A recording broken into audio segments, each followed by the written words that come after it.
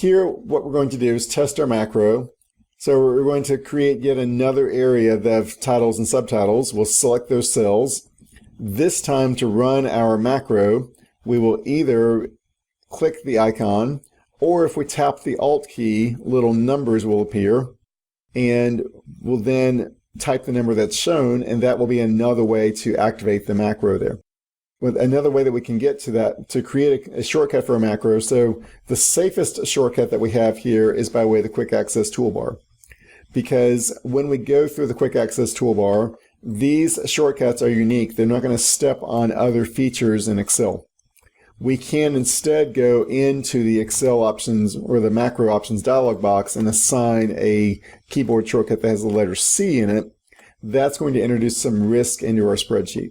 So the safest approach is to create the icon at the top of the screen. You can then either click the icon or tap the Alt key and then type the number shown. That would initiate the macro.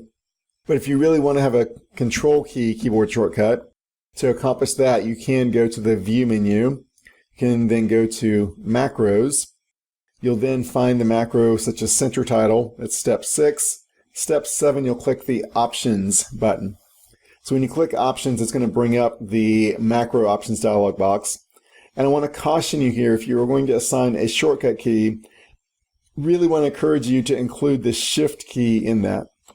Because we can create a keyboard shortcut, for instance, that would just be Control C for centering. If we do so, then we're working in Excel. No longer can we use Control C to copy text. Instead, Control C would initiate this macro. Where that can be particularly problematic if you do this in a workbook that gets shared with others, or someone else is borrowing your computer and they don't realize you've kind of overwritten the built-in Windows shortcuts. Then I'll always remember, this was way back in time, back when I was working in Lotus 123, and pulled up a spreadsheet where didn't realize someone had assigned Control Z to a macro. So I'm working in the spreadsheet and I press Control Z to undo something, and instead of undoing, it superseded the undo command and then ran the macro, and I lost a bunch of work. So that you don't inadvertently step on a built-in Windows shortcut, if you include the Shift key with it, Control Shift C, that becomes then an acceptable shortcut that you won't solve one problem and then create new ones.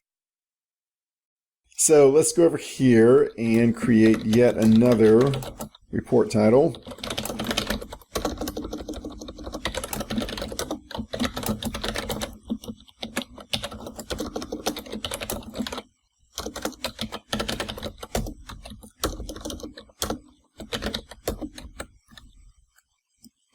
And so we will select these cells here. We're just going to go over to column O this time. This time, instead of having to go to the macros dialog box, we have a button at the top of our screen. It says Center Title. If I click on that, centers my text.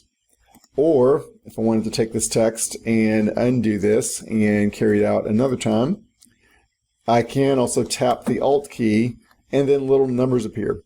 So the number for your shortcut will depend upon the icons that you already have on your quick access toolbar. So I press the number 5. Notice then Alt 5 became my shortcut for launching that macro. Now if I did want to have a Control keyboard shortcut, then if I do go to the View menu, I can then go to the Macros command, and I'll find my macros such as Center Title. I'll click Options.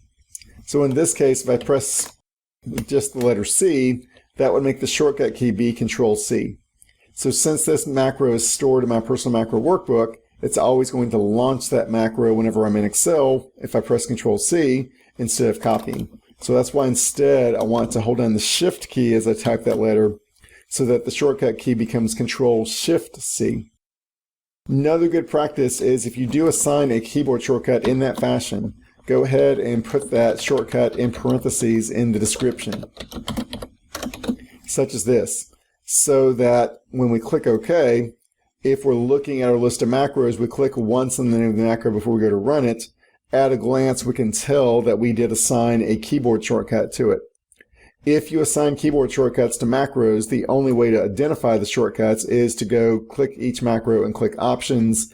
That can be really frustrating and take up a lot of your time if you realize that somehow there's a macro that has a keyboard shortcut and you're not sure which one it is.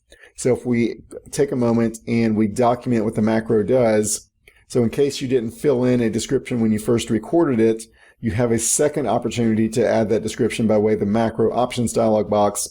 And if you're going to assign a keyboard shortcut, then go ahead and put that keyboard shortcut in parentheses there as well. So we click OK. We'll then cancel out of this. And so just more time, we will left align this text and then just align it through here. Do it here, Control-Shift-C. There we go. So it then centered that text just across the cells that I had highlighted.